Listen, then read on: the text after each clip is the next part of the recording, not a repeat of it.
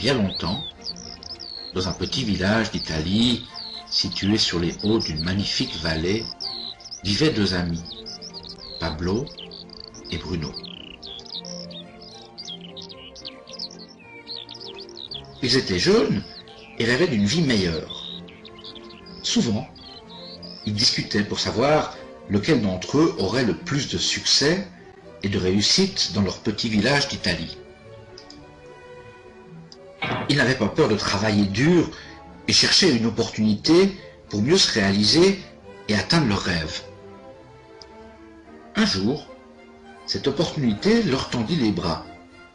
Le maire du village cherchait deux personnes pour transporter des seaux d'eau du haut de la montagne voisine, d'où il fallait redescendre dans la vallée, puis acheminer ces mêmes seaux dans le réservoir situé au cœur du village. Ils seraient payés le soir même 1 euro par seau d'eau déversé dans le réservoir. Bruno et Pablo, enthousiasmés par l'idée d'être rémunérés au seau, acceptèrent le travail proposé. Chaque jour, du matin jusqu'au soir, un seau d'eau dans chaque main, ils assuraient le transfert du haut de la montagne voisine, passant par la vallée, pour remonter jusqu'au réservoir et déverser le contenu. Ils travaillaient très dur, chaque jour qu'il leur était donné. Le soir, ils faisaient le dernier trajet au coucher du soleil. Bruno se satisfaisait de son travail et surtout de l'argent qu'il gagnait. Il était sûr qu'avec cette activité, il pourrait réaliser son rêve. Bruno a même pensé qu'il pourrait transporter de plus gros seaux. De cette façon, ses revenus seraient supérieurs et que très rapidement, il achèterait une vache et surtout la maison de ses rêves.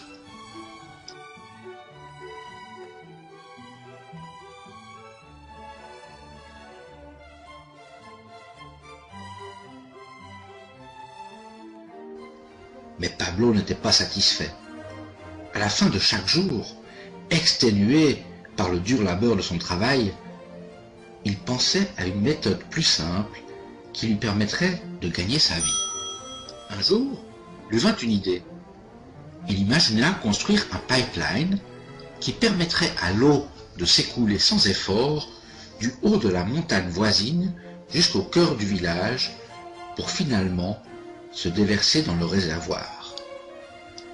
Avec ce pipeline, il y aurait toujours de l'eau qui s'écoulerait sans même avoir à transporter de seaux. Il trouva une nouvelle motivation et se mit à réaliser des plans.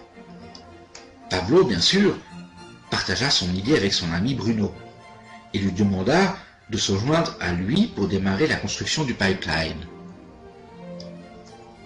Mais Bruno lui fit savoir que son idée était folle. Il lui dit que son travail actuel était sûr, payé quotidiennement, et qu'il suffit d'avoir de plus gros seaux pour gagner plus rapidement de l'argent.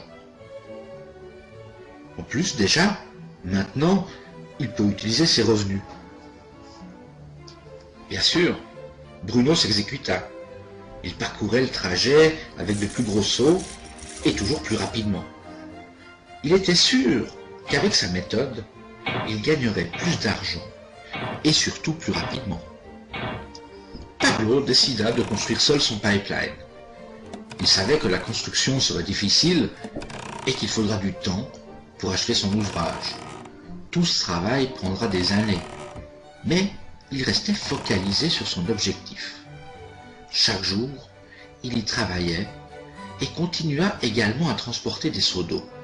Et chaque week-end, pendant son temps libre, il continua la construction de son pipeline. Le premier mois, on voyait à peine son avancée.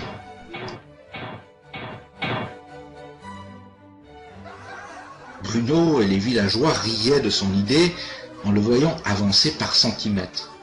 Ils l'appelèrent Pablo, l'homme du pipeline. Durant ce temps, Bruno doubla ses revenus. Il avait déjà acheté une vache et une plus grande maison. Son style de vie changea. Il passait du temps au bar après son travail, profitant de ses revenus élevés, offrant des verres aux villageois pour partager de bons moments. Ce que Bruno ne réalisait pas, c'est que son corps ne suivait pas son rythme. Les sauts semblaient toujours plus lourds et son dos lui faisait souffrir. Mais il fallait continuer à travailler chaque jour.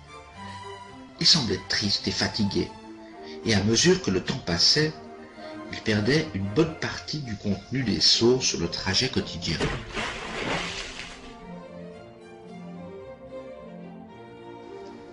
Mois après mois, Pablo travaillait à son pipeline. On voyait l'avancement, et au bout de 2 ans d'efforts, Pablo termina son pipeline. Il peut maintenant l'utiliser pour laisser l'eau s'écouler du haut de la montagne voisine jusqu'à dans le réservoir au cœur du village. Pablo gagnait maintenant plus d'argent qu'il ne pouvait s'imaginer dans ses propres rêves. L'eau continuait de couler sans arrêt jusqu'au village sans même que Pablo n'ait à travailler.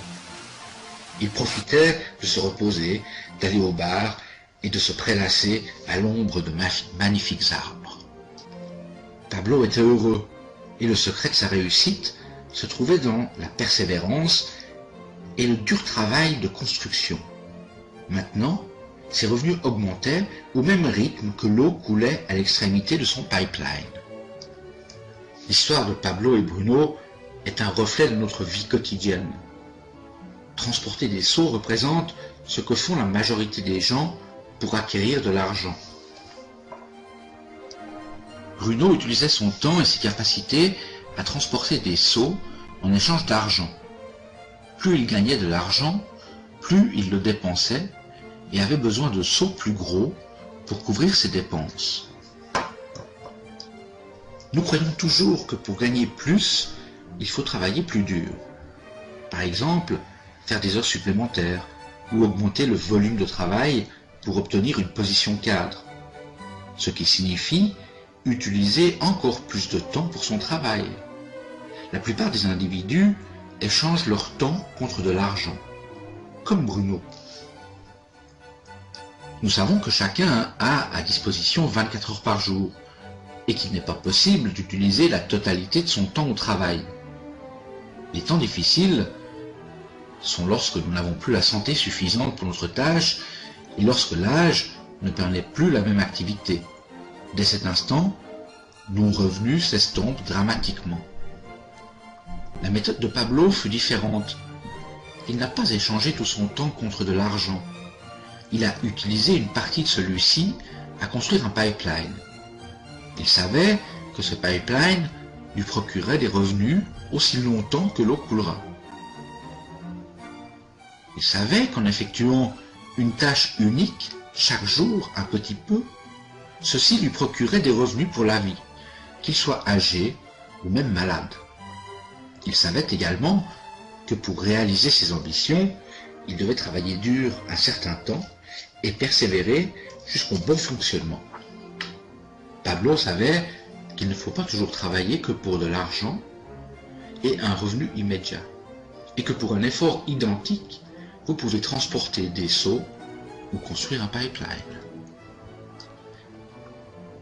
Cette petite animation est tirée du roman de Burke Hedges, La parabole du pipeline. Comment quiconque peut construire son pipeline de revenus résiduels dans la nouvelle économie. Et vous maintenant? Quelle solution allez-vous choisir? Celle de Pablo ou celle